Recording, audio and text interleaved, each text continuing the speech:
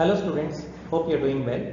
In this video, we are going to study about center of mass and collisions, and the topic that we are going to study in this is center of mass. Now, what is center of mass? Center of mass is the point where the whole mass of the system seems to be concentrated.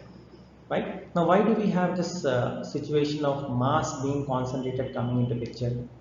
Now, if it is a point mass, I have a point mass, I apply a force F, then let's say it is having mass m, I can say A equal to F by m because it's a point mass. Now, if I have a huge mass, I apply a force F, the mass is m. Now, I cannot say every part of the body is following this A equal to F by m. So every part is not following, but one part will always follow this relation A equal to F by m. That part is called center of mass. That means I can consider this whole mass to be concentrated at that particular point. And then I can use this equation. Fine. So when we talk about center of mass, like you can see the picture here, there is a person jumping. Now when a person, if I throw a stone, it's a point mass, we know that it goes in a parabolic path. Now when a person jumps, not every part of the body goes in parabolic path, but the center of mass will definitely go in parabolic path, right? So what is center of mass? Center of mass is the point where the whole mass of the body seems to be concentrated, right? And now, some regular masses, if you have symmetric, for symmetric mass distribution, sphere or circle or triangle, cylinder, for symmetric mass distribution, geometric center is equal to the center of mass. So we have seen that for symmetric mass distribution, geometric center coincides with, let's say, center of mass. Now let's look at center of mass of a two-body system. So if I have two-body system, I want to find what is center of mass. Now how do I find center of mass? To find center of mass, we define something called moment of mass. So a point where moment of mass is 0 is called center of mass. What is moment of mass? It is mass into distance.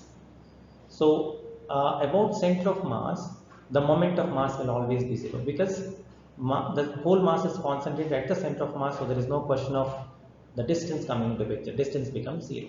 So if I take this as RCM, this is R1, I can say this part can be written as R1 minus R and this part can be written as R2 minus R.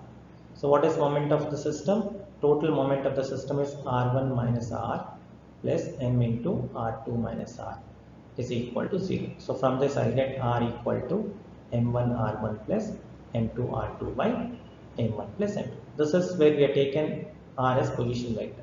Now R can be written as Xi plus Yj plus Zk. So in that case, what I can say, X center of mass would be equal to how much? M1 X1 plus M2 X2 plus M3 X3, so on. If there are n number of masses, by M1 plus M2 plus M3, so on. Similarly, I can find expressions. Similarly, Y center of mass would be M1, Y1, M2, Y2, M3, Y3, so on. Their addition by the total mass. So in this way, we can find center of masses of discrete mass systems. Now let's see, we have three particles. I want to find center of mass of the system. Now I'll say each particle is having mass m. This is m, this is m, this is m. Now the easiest way is finding the coordinates. Now what are coordinates of m? I mean A, coordinates of A are 1, 2. What are coordinates of B? Coordinates of B are 3, 4. What are coordinates of C? Coordinates of C are 4.5, 0. Now let's say all of them are having same masses. So I want to find X center of mass. X center of mass would be equal to M1. M1 I'll say MA. MA is M. X coordinate of A is 1 plus MB, that is n. X coordinate is 3 plus MC, that is n. X coordinate is 4.5 by total mass. Total mass is 3m. So from this, what do we get? 4.5 plus 1, 5.5 plus 3. So 8.5 m by 3m. M cancels. So the X center of mass is 8.5 by 3. Similarly, if I want to find Y center of mass is how much? M1 is m, Y1 is 2, plus M2 is again m, mass of B, Y2 is 4, plus M3 is again m, but Y3 is 0. So by total mass 3m. So this becomes 6m by 3m. So that is equal to 2. So the center of mass is 8.5 by 3 comma 2. This is the center of mass. Now the various things, like we have taken this as reference, but center of mass does not depend on the reference. Very important thing, center of mass does not depend on reference frame. You take any reference frame, you'll get the same answer. The value with respect to that reference might be different. So does not depend on reference frame. So this is, so what factors does it depend on? It only depends on mass distribution. It only depends on mass distribution, nothing else. Fine. So this is how we find center of mass of discrete systems. Now how do we find center of mass of continuous systems? I'll write it as continuous system. So how do I find the center of mass of continuous system? So if I have a continuous system whose density is given as rho of x, I want to find center of mass with respect to origin. Let's say I take a small length of this dx at a distance x. I'm taking a small part of this dx at a distance x. Now what will be mass of that part? Dm. Dm would be equal to density of that part rho of x into area of cross section into dx. Now if rho of x is linear mass density, I can say dm equal to rho of x into dx.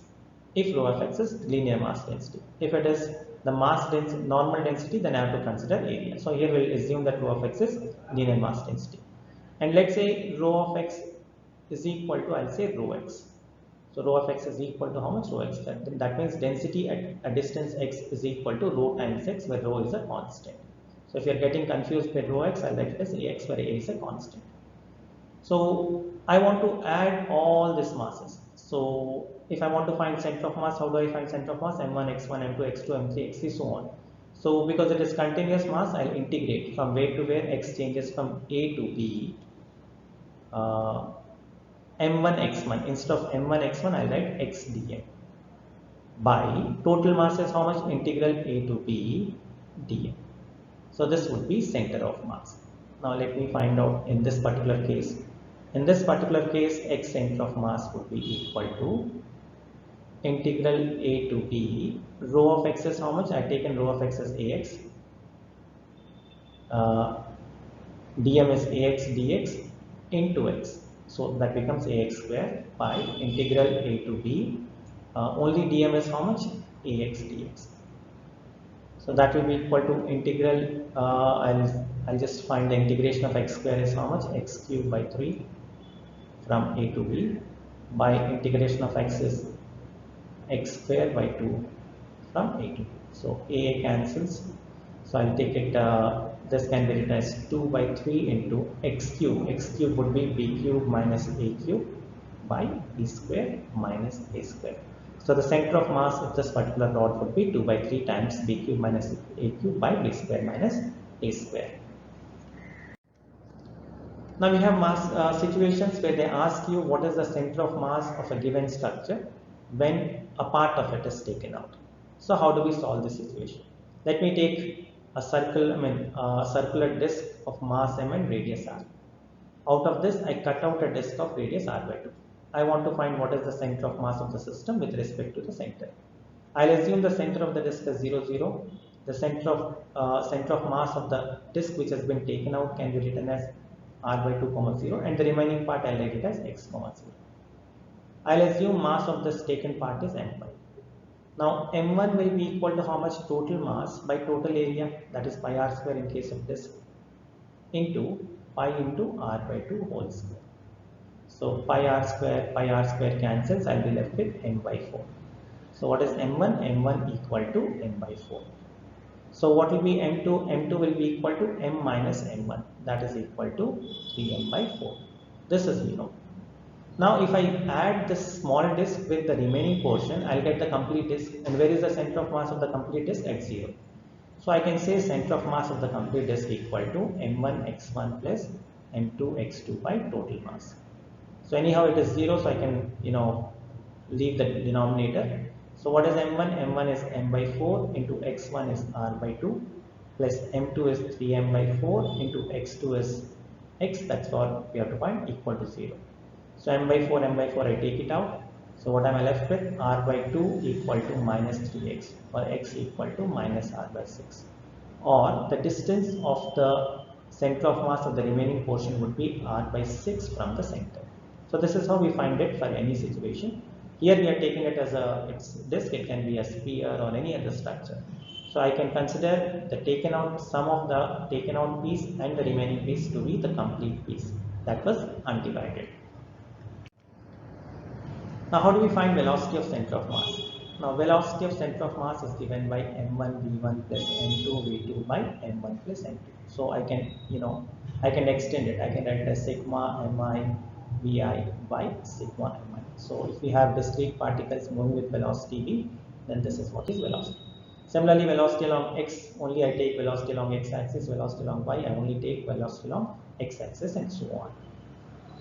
Now the same thing, acceleration of center of mass would be equal to m1a1 plus m2a2 by m1 plus m2 if I am talking about two particle system, and if it is many particle system, sigma mi ai by sigma mi. So in this way I can find acceleration of the center of mass. Again, if I want to find acceleration along each direction, then I only equate these things.